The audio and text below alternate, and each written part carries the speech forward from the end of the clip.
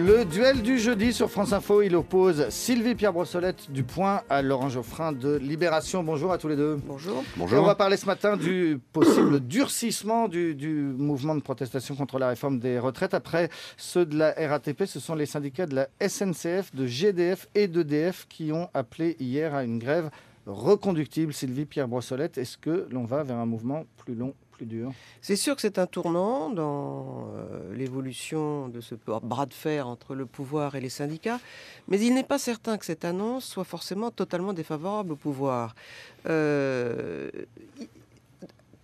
Quelles sont les forces en présence? D'un côté, Nicolas Sarkozy, qui est acculé à faire cette réforme. S'il cède, il est terminé, nettoyé, fini. Il ne peut pas céder. Il a ses 40 milliards à trouver, il a les agences de notation sur le dos et sa crédibilité politique qui est en jeu. Donc, même s'il y a un prolongement des mouvements, même des mouvements de rue, je crois qu'il ne reculera pas. Et donc, ça lui sera peut-être crédité du côté de son camp. De l'autre côté, il y a les syndicats qui sont visiblement assez embarrassés à leur tête parce qu'ils n'avaient pas l'idée d'une reconduction générale ou de grève générale. Même Bernard Thibault a dit ce matin, grève générale, ça n'a pas de sens. Et qui sont poussés par leur base, qui est elle-même un peu nourrie par l'opinion publique, qu'il faut le reconnaître, et contre cette réforme. Mais ils prennent un risque en même temps parce qu'on ne peut pas indéfiniment accumuler les jours de grève sans que les grévistes ne soient pas payés. La population, à la fin, même malgré le service minimum, sera un peu gênée. Il se dira, est-ce qu'il faut faire tout ça pour à la fin quand même avoir cette réforme? Et constater que ceux qui font la grève sont justement ceux qui sont le plus épargnés par la réforme en question. Écoutez, c'est-à-dire les cheminots et les gens de la RATP, ils ont des régimes spéciaux. Dans 8 ans, eh bien, leur âge de départ à la retraite sera porté de 50 à 52 ans, et pour les autres, de 55 à 57. Alors, franchement, on se demande pourquoi c'est eux. Alors, je sais bien, ils font peut-être la grève pour les autres, mais enfin, eux, ils n'ont vraiment pas tellement à se plaindre, et l'opinion peut peut-être se retourner contre eux. Laurent Geoffrin. Le point clé, c'est la division, enfin, en tout cas les différences d'analyse au sein des syndicats. Parce que en général, pas toujours, mais en général, ce sont les minoritaires de la Confédération, de la CGT, qui sont plus durs, qui veulent que le mouvement débouche sur une grève reconductible. Une grève reconductible, ça ne veut pas dire illimité, et ça ne veut pas dire général, ça, justement. Et on entend bien la différence de langage avec les leaders. Les Thibault et Chérèque disent... Enfin, Chérèque, lui, de toute façon, il est contre cette extension du mouvement. Il pense que c'est trop risqué et que ça débouchera sur un échec. Thibault, il est contre aussi, mais il ne peut pas trop le dire parce que son syndicat est plus traditionnellement plus dur. Simplement, ils disent les salariés décident. S'ils étaient vraiment déterminés, s'ils voulaient vraiment qu'il y ait un mouvement, ils diraient nous appelons à une grève reconductible dans tous les secteurs. Ils ne le disent pas. Ils disent c'est aux salariés de décider. Ce qui veut dire que dans chaque endroit, il faudra voter tous les jours pour savoir si la grève continue ou pas. Ce qui est beaucoup plus difficile à organiser. La tactique des minoritaires, c'est de se dire on va provoquer un blocage.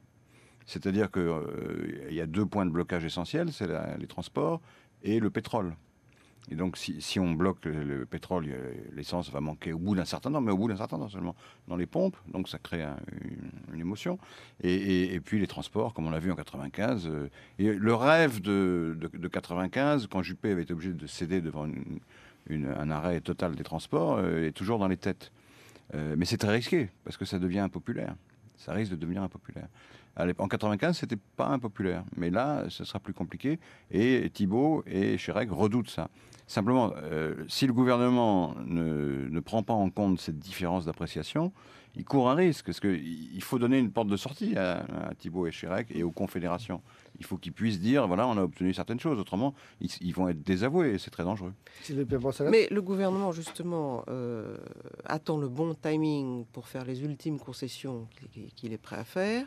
Je crois qu'il va essayer de faire voter le plus vite possible les points fondamentaux de la loi au Sénat pour que ce soit acté 62 ans, puis 65 à 67 ans. Et puis, après la manif, qui aura déjà eu lieu, va lâcher un peu sur le statut des femmes, enfin les quelques points qui restent un peu à négocier, mais pas autant qu'évidemment le souhaiteraient les syndicats. Mais on peut leur faire quand même une concession symbolique importante. Et après ça, tout aura été voté, la dernière concession aura été faite. Le gouvernement mise effectivement sur un essoufflement général en disant bon, c'est fini. Le gouvernement a donné tout ce qu'il pouvait. On a déjà fait 4 ou 5 jours de grève avec des jours pas payés. Ça, c'est le pari du pouvoir. C'est de dire que les syndicats pourront plus mobiliser encore pour continuer le combat. Alors, il peut toujours arriver qu'une étincelle dans la rue, un accident malheureux, une échauffourée qui donne lieu à un drame, fasse que tout reparte et sur d'autres bases. Et c'est ce que craint d'ailleurs énormément l'Élysée. Sarkozy a confié à Châtel une mission de regarder les jeunes, les universitaires, d'essayer au maximum de désamorcer tout mouvement qui puissent venir s'adjoindre aux syndicats qui eux-mêmes ont un peu peur de ça, parce que les jeunes, ils ne les contrôlent pas. Hein. Donc, je continuerai à dire que, sauf accident de cette nature, cette loi finira par passer et sans finalement trop de drames.